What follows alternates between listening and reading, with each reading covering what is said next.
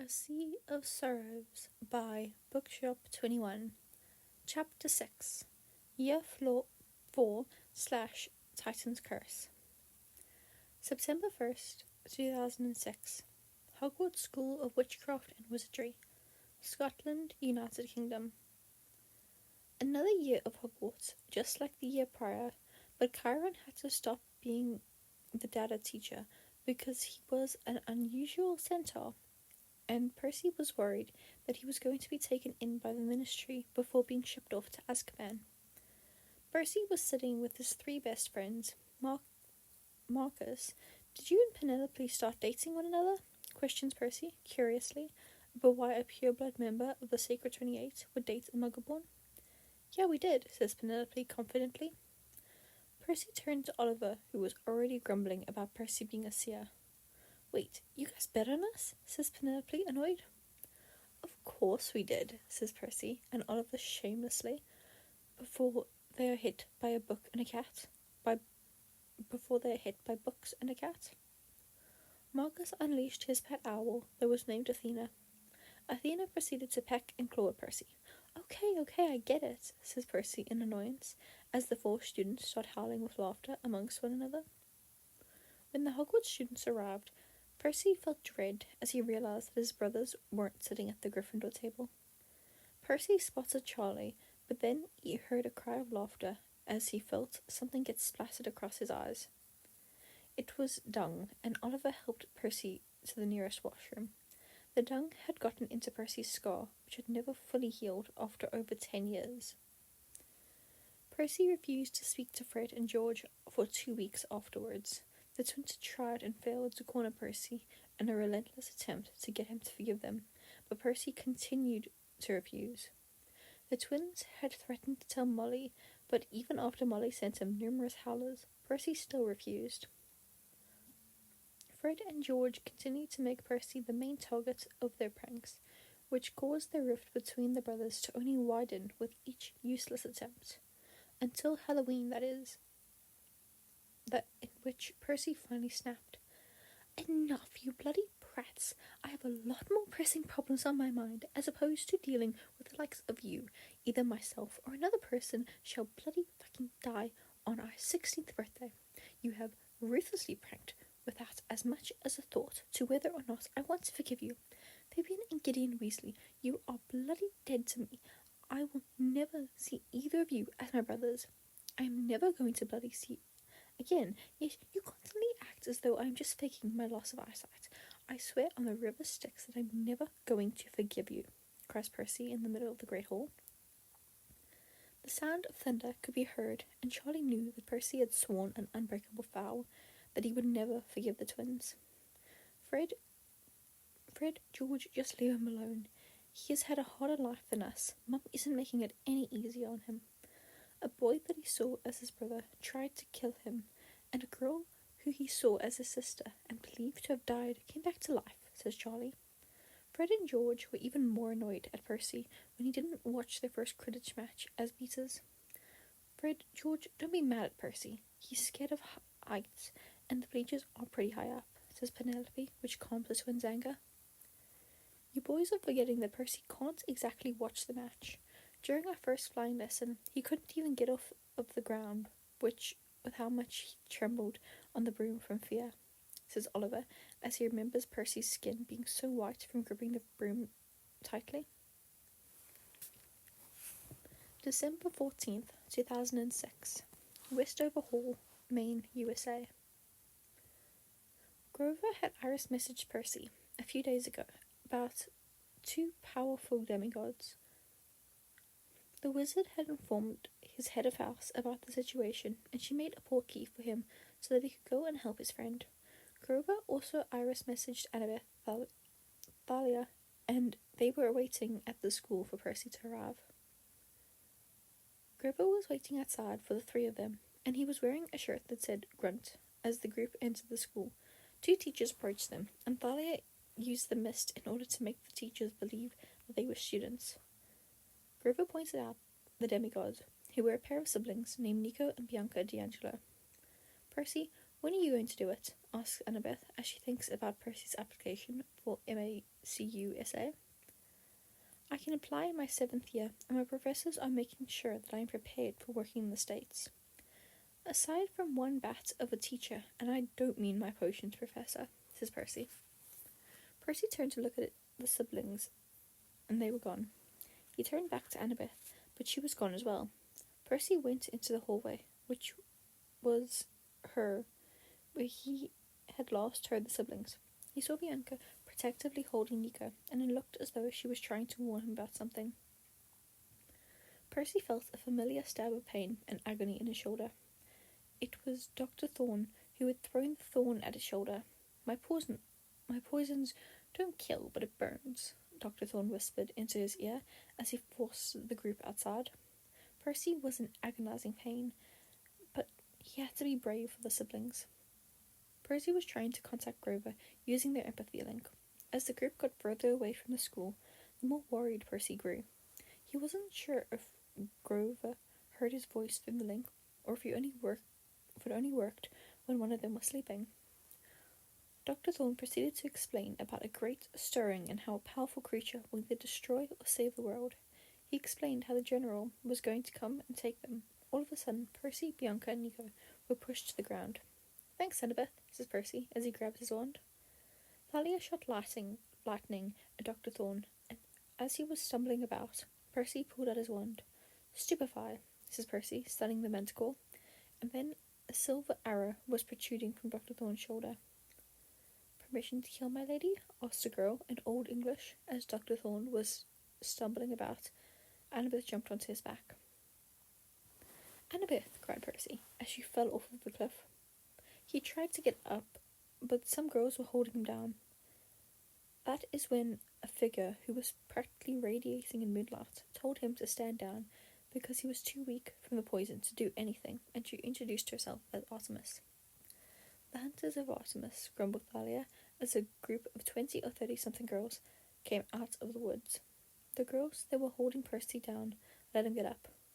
My lady, he is a wizard, said a girl with an Old English accent. Suddenly, skeletons appeared before the D'Angelo siblings and bowed. Oh my gods, Percy and Thalia say together as a flaming skull appears over the siblings' head. Hail, Nico and Bianca D'Angelo, the son and daughter of Hades, says Artemis as everyone kneels before the siblings. That means that now there are 4 potential demigods for the prophecy, says Artemis sadly, as Percy and Thalia are once again reminded of the prophecy that now hangs over the heads of 4 children of the Big Three. Percy had found Annabeth's invisibility cap, and he vowed to himself that he would get it back to Annabeth. Grover healed Percy's shoulder, all the while Nico was peppering him with questions. After a while, Percy had to enter her lady's tent, which apparently no male is allowed to enter. Percy entered the tent, and he saw a girl around 12 sitting in the tent, and she had a deer on her lap. Zoe and Bianca were also in the tent. Have a seat, Mr. Weasley, says Artemis, and Percy obeyed. I can understand your confusion. I prefer to appear the same age as my hunters, said Artemis. Mr. Weasley, you are one of the first wizards and demigod hybrids within the past 2,000 years. Bianca, have you considered my offer? Said Artemis as she looked at the young girl. Bianca, you can come to camp with Thalia and I. You can learn how to use your powers. There are no other children like us. Thalia and I can do training with you and Nico, says Percy in a last-ditch effort to convince Bianca to not join the Hunters of Artemis. Bianca decided to join the Hunters of Artemis because she was done with taking care of her little brother. I, Bianca D'Angelo, pledge myself to the goddess Artemis. I turn my back on the company of men, accept eternal maidenhood, and join the hunt. Perseus, what has happened with your eyesight? Your father has green eyes, yet your eyes are white as the snow, says Artemis, and Percy starts to feel nervous, but he feels a hand placed on his knee, which grounds him. Lady Artemis, when I was 18 months old, my uncles were murdered in front of me, after a woman by the name of Bellatrix Lestrange threw a curse at me, which hit my eyes and it blinded me, says Percy. Percy hears surprised gasps, and he feels 2 hands touching the scar.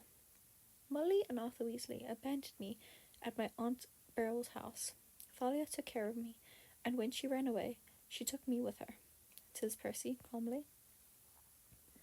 Then everyone went to bed. In the morning, Apollo arrived, and Percy, may I try something? Asks Apollo, and Percy feels a hand placed over his eyes. Percy heard some chanting, and then the hand was removed, and Percy saw people looking at him. Thalia, what's wrong, and why is everyone looking at me? Questions Percy, much to the shock of Thalia and Grover. Percy, your eyes are green, says Thalia, as she hugs him in shock. As the demigods loaded onto the bus, Artemis approached her twin. Why did you do that? Questioned Artemis, and Apollo looks at her sadly. I did it because he had been praying to me to heal his eyes since he was 7 years, and his twin brother got his wounds infected. I did it because he had been praying to me to heal his eyes since he was 7 years, and his twin brothers got his wounds infected. There was a wood lodged in one of his eyes, which copied the effect of his eyes being permanently damaged. He is going to need his eyes in the next few years. His left eye was permanently damaged by the spell, but not the right one, says Apollo. Apollo took the demigods to camp with Thalia driving. Nico held tightly onto Percy, and given how scared he was, Percy didn't mind, since Nico had obviously never been flying before. Nico, when we get to camp, you can stay in the Poseidon cabin with me. My dad won't be mad, and he is better than Lord Zeus, says Percy. Thalia and Percy explained to Dionysus and Chiron about what had happened, as well as the D'Angelo's parentage. That was when it was announced that there was to be a game of Capture the Flag. The game was fun, except for the fact that Percy and Thalia carry their father's attitude with them, which almost resulted in Percy dumping ice water all over Thalia. Percy was stopped by the arrival of the oracle. 5 shall go west to the goddess in chains, 1 shall be lost in the land without rain. The bane of Olympus shows the trail, campers and hunters combined prevail. The Titan's curse must 1 withstand, and 1 shall perish by a parent's hand. Percy and Grover put the oracle back in the attic, and then it was time for a cabin leader meeting. Many of the cabin leaders had forgotten that it was Percy who had lost the game for them. Zoe had wanted to bring only hunters on the quest, which would ignore the prophecy entirely. Zoe, as much as you want to bring only hunters on the quest, it will fail, because you can't change the prophecy in order for it to be better for you, says Percy, as he looks close to slapping her upside the head. Campers and hunters have to work together. I have a clue where they could be. I have seen Luke and Annabeth on Mount Despair in San Francisco, where the Garden of the Hesperides is located. I may not be an American, but I can get us to San Francisco before the solstice, says Percy, annoyed. How so? Questions Zoe suspiciously, as she doesn't believe that a mere boy can do anything. Percy smirked, but he whistled, and his beloved phoenix appeared. This is my phoenix, Poseidon. Phoenixes can carry heavy loads long distances, and they can flash to any location in order to get to where they need to go, says Percy, and the hunters began to fawn over Poseidon. In the end, Percy could join the quest, and it was decided that Phoebe, Zoe, Bianca, Thalia, and Grover would go on the quest. Percy woke up early the next morning to knocking at his door. He found Blackjack waiting outside for him. Percy changed out of his PJs, grabbed his sword and wand, then he flew off of Blackjack. Percy jumped off of Blackjack, and he saw a group of hippocampi trying to free what looked like a scared mixture between a sea cow and a serpent. Percy untangled the old fishing net, and the animal was set free. Percy had decided to name it Bessie. When Percy returned to camp, he spots Nico at the dining area, and Percy sneaks up on Nico. Nico begs Percy to keep Bianca safe while on the quest, because Phoebe was covered in hives from a shirt laced with centaur blood. Percy follows the group as they drive from Camp Half-Blood to Washington, D.C. The group ends up at the Smithsonian National Air and Space Museum. Percy turned himself invisible with his magic, and he follows Thorn into a pirate party, This is when he sees bones sewn into the ground, and out of the ground comes saber-tooth kittens, and the kittens are quickly removed, and more teeth or bones are planted. Then, out of the group come 6 skeletal warriors. They have the creature's smell of piece of silver cloth, and they smell what? Percy ran out, and he ran into Zoe, who was pointing an arrow at him. He managed to explain to them what had happened. All of a sudden, the Nemean lion was in the museum, and everyone was trying to defeat it. When Percy had an idea. "Get out of the way," said Percy, so he could get the right shot. Everyone moved out of the way, but they weren't sure why. "Fiend fire," says Percy, as his wand is pointed towards the mouth of the Nemenian lion. In an instant, the Nemenian lion was burned from the inside out. Soon enough, all that remained was a coat. "Percy!" cries Thalia, as she and Bianca catch Percy, while Grover feeds him ambrosia. "Allow us high, and we carry this mail with us," says Zoe, as Grover carries Percy on his back, with Percy fading in and out of consciousness. When Percy woke up, they were in New Mexico. "What was that?" asked Bianca, confused, when she saw that he was awake.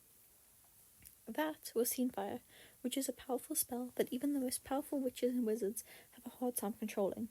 "I'm lucky all I did was pass out," said Percy, with a smile, as he sat up under his Nemenian lion coat. Percy and Thalia defeated the Uromanthian boar, and they got a ride to a dumpster. Percy was seated between Grover and Thalia in order to ensure that he wouldn't fall off, as he was still somewhat weak from the spell. As the group arrived at a dumpster, a limo pulled up. Ares stepped out of the limo, and he forced Percy into the limo, which is where Percy met Aphrodite. Her appearance made her look like Annabeth. The group was warned not to pick up anything in the dumpster, because it was discarded by her husband Hephaestus. The group talked for a little while, and Bianca mentioned that she and Nico had stayed in the Lotus Hotel and Casino. Bianca proves that she is from another era because she says that the current president is Franklin Delano Roosevelt, and she looks at her husband. She looks at her hands frantically in order to see whether or not she had liver spots. The group proceeded to walk through the dump, and they were attacked by Talos. "Fractostera," cries Percy, as a powerful bolt of lightning strikes the heel of Talos, which is his weakness point. The electricity causes the creature to fall. "It's all my fault," says Bianca, as she reveals a mythomagic statue of Hades. "It's an apology gift for Nico," she explains, but Percy has already forgiven her. The group found a truck, and they travel until the truck runs out of fuel. Zoe, Bianca, and Percy share a canoe. Zoe glares at the naiads, and they get talking until Percy brings out Riptide.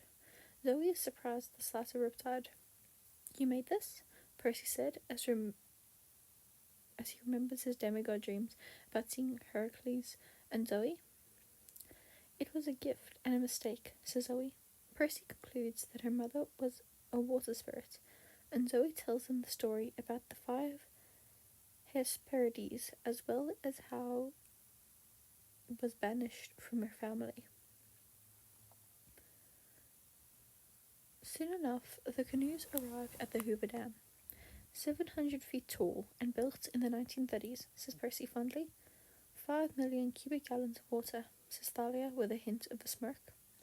Largest construction project in the United States, says Grover.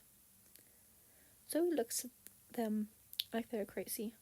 "How do you know that?" asks Zoe, and the trio looks at one another. Annabeth, she likes architecture, and she was nuts about monuments. "We should go up there for her sake," says Thalia, and the group enter the Hoover Dam. "Nico would love this," says Bianca, with a faint smile, as she thinks about her little brother. "Percy, did you hear a moo?" asked Bianca to her cousin. Thalia seemed to have heard it as well, and the group saw Bessie in the water below them. Suddenly, they heard the sound of chittering skeletons once more.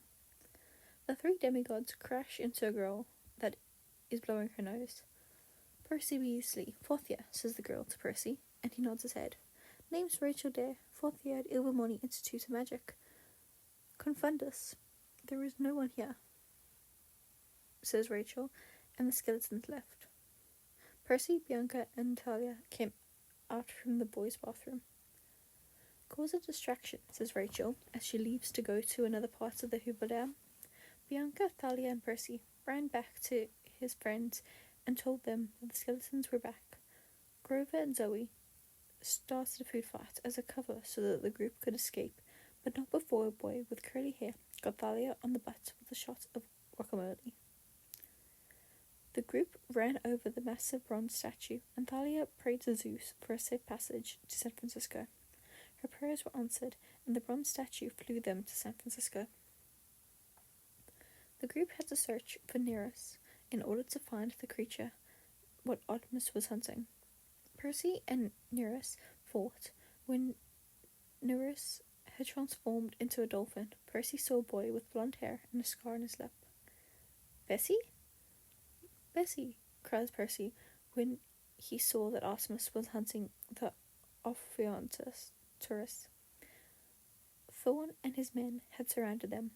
Grover took Bessie to Mount Olympus, and Percy sacrificed his coat to Poseidon in order for his friends to have safe passage. Percy created an iris message, and Dionysus made Thorn's men made. Poseidon, come here, my faithful bird, said Percy, as his phoenix appears. Everyone form a chain, and Poseidon can fly us to Mount Despair, says Percy, and the four demigods fly to Mount. Later, Artemis, go and help Zoe, said Percy, as he started to take the weight of the world from the goddess, and she quickly jumped into the fight in order to help her lieutenant. Percy held the weight of the world for several minutes, and he was starting to black out from the pain. Percy watched as Luke fell off the cliff, and Thalia had fallen to her knees crying. Move, Perseus, said Artemis, as Percy felt a body slide next to his. Percy moved, and that was when he passed out. My lady, help Perseus, and I can see the stars, says Zoe, as she utters her final words. Percy, cries Bianca, Thalia and Annabeth, as the four women rushed to his side. Artemis gave Percy some godly healing. Girls, help me get Perseus onto my chariot. We shall ride to Olympus together, says Artemis. The three demigods got Percy into the chariot as it raced to Olympus. Apollo was waiting for them, and he healed Percy once more. He is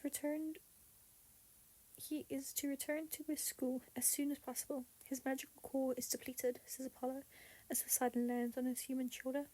This is Poseidon. She is Percy's pet phoenix, says Annabeth.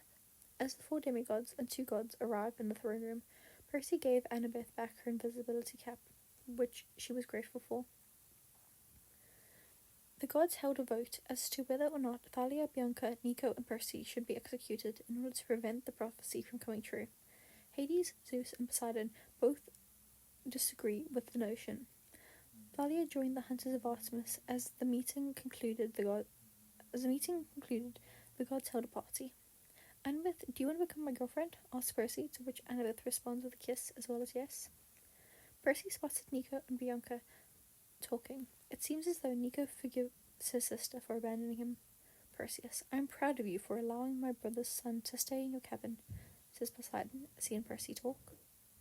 Percy, you must watch out for your mother, for she will try to force you to stay in England, says Poseidon as he worries for his mortal son. I understand, father. Molly and Arthur have never been able to take me because of how many kids they have. Their kids require constant attention, says Percy. December 24th, 2006. Hogwarts School of Witchcraft and Wizardry, Scotland. Poseidon sent Percy back to Hogwarts a day after the students left for their winter holidays. Percy was happy that Charlie remained at Hogwarts instead of the twins, and Charlie was even happier that Percy could see out of one eye. Percy told Charlie about the quest that he was on, and his brother was proud of him for helping the siblings to see one another once again. Percy, I'm going to work in Romania at a dragon's reserve, says Charlie to his brother on Christmas morning as they open their presents, most of which were for Percy from his friends at camp. As the brothers were enjoying one another's company, the shadows in the great hall began to shift, and 2 people fell out of the shadows. "Where are we?" asked the 2 individuals, and the teachers gathered the 15 students behind them, but Percy approached them. "Nico, Bianca, how'd you get to Scotland?" asks Percy in shock. Just then the rest of the hunters arrive. Artemis was with them. "Bianca and Nico, I think it is best if you focus on shadow travelling from one cabin or tent to another." "You landed in my school's dining hall," says Percy in fake annoyance towards the siblings. "My lady, may we stay here while Bianca and Nico recover?" asks Thalia, as Phoebe had died at camp from the centaur blood-soaked shirt. "You are more than welcome to stay, as long as you need to," says Dumbledore, as he fixed a broken table. "So, Percy, who are these kids?" asked Charlie curiously to his brother. "Charlie, meet my cousins, Thalia, Bianca, and Nico. Bianca and Nico are sister and brother, while Thalia has a younger brother. Thalia, Nico, and Bianca, meet my brother, Charlie," says Percy. His cousins were happy to meet his half-brother. "Percy told me about you and Bill when he was on the run with me. He talked fondly about you and Bill," says Thalia. "Lady Artemis, we could teach some of your hunters how to control their magic. Some of the young ladies in your numbers are daughters of Hecate," says Minerva. "Yes, thank you. I fear that with Kronos rising, that we need to use all of our available resources," says Artemis to the teachers. "Who is the prophesied hero?" asks Phileas, curiously. Perseus Weasley. "Hera has been bothering my brother for some time about another potential prophecy that concerns both of our aspects, the Greek and the Romans," says Artemis. "We will stay out of your wars," says Dumbledore, as he has no intention of joining a war involving immortal beings. "My uncle Lord Hades has heard about Tom Riddle, and he is still annoyed that he has escaped the underworld, meaning that he will return someday," says Artemis. Aside from what happened during Christmas, the rest of the school year was normal, with Percy once again refusing to go back to the burrow. Percy was ready to see his girlfriend once more. Percy got iris messages from Bianca and Thalia as well as Nico. The 4 children of the Big Three kept in contact with one another in order to ensure that none of them fell under Kronos' spell. For Percy, he was dreading when his younger half-brother attended Hogwarts, because Ron was a mummy's boy. It didn't help that she filled both Ron and Jenny's heads with thoughts of meeting or marrying Harry Potter. Before the end of the school year, Hades discovered important information, so he visited his nephew in a dream. "Perseus, the man that you know as Tom Riddle is in fact my son.